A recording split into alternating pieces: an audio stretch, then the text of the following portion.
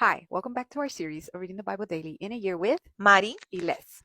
Y aquí le continuamos in First Chronicles chapter 3, verse 10, all the way to chapter 6, stopping at verse 30. Okay, y'all, so let's continue the family tree line, porque aquí vamos a hablar del tree line de David y su familia. So ya sabemos que de David viene Solomon, y de Solomon viene Rehoboam. Now, we already knew what Rehoboam did, and during his reign, his kingdom split into two kingdoms. Bueno, y de ahí nos sigue hablando de los otros reyes, de Abijah, de Asa, Jehoshaphat, Jehoram, and then it takes us all the way through 19 kings until we get to Jehoiachin. And y'all remember what happened during Jehoiachin, that the king Nebuchadnezzar of Babylonia came, took over, and it was a whole exile of Judah. But then, y'all, it also continues telling us about the descendants of Jehoiachin. So, Mari, I feel like, why are they telling us about descendants? What's going on? What haven't they told us? Y bueno, ahí terminamos. Ahora nos vamos a First Chronicles chapter 4. Y aquí en chapter 4 le seguimos, like a whole family reunion with names, who did what, where did they do it. But y'all know there's always a little chismecito hidden in there in between all that family. Aquí empezamos a hablar with the clans of Judah. You have the main families, but then you have those families that branch out. So it literally starts talking about the descendants of Judah, which Madi told us a little bit about before. Nos habla de Perez, de Hezron, Carmi, Hur, y Shobai.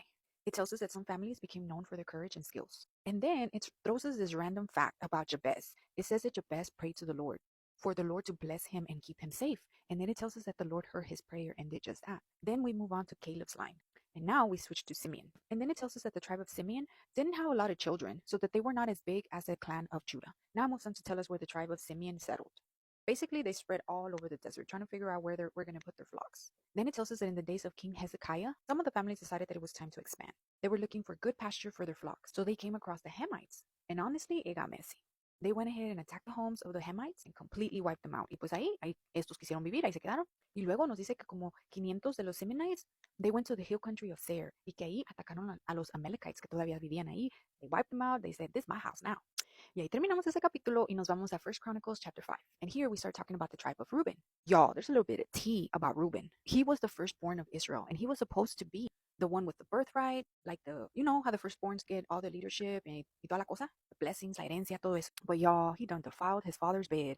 Se metió con la concubine de su papá, and basically major family drama. And because of that, his birthright was given to the sons of Joseph. But y'all, let's not feel too bad for Reuben, because the Bible still lists all his children, all his family, like he's still important. He just doesn't have the birthright anymore. Y ahora nos vamos con la tribe de Gad. The Bible tells us that the Gadites were chilling next door to Bashan. Y nos continúa hablando about the people that were Gadites. Nos habla that during the time of los reinos de Jotham in Judah, the Reubenites, the Gadites, and half of Manasseh, they had about 44,760 men ready for battle.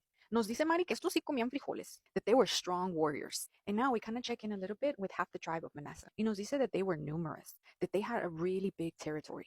And then it talks about some of the men, like it names them by name, and they were kind of a big deal. They were very known warriors. But these men, they also were unfaithful to the Lord and started prostituting themselves to the gods of the other nations. And now we move on to First Chronicles chapter 6.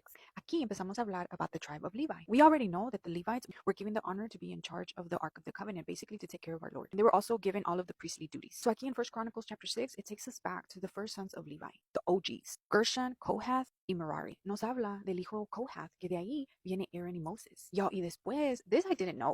Maybe I did. I don't know. Maybe y'all know. I didn't know. But from Kohath, ya después de muchos años, viene Samuel, el prophet.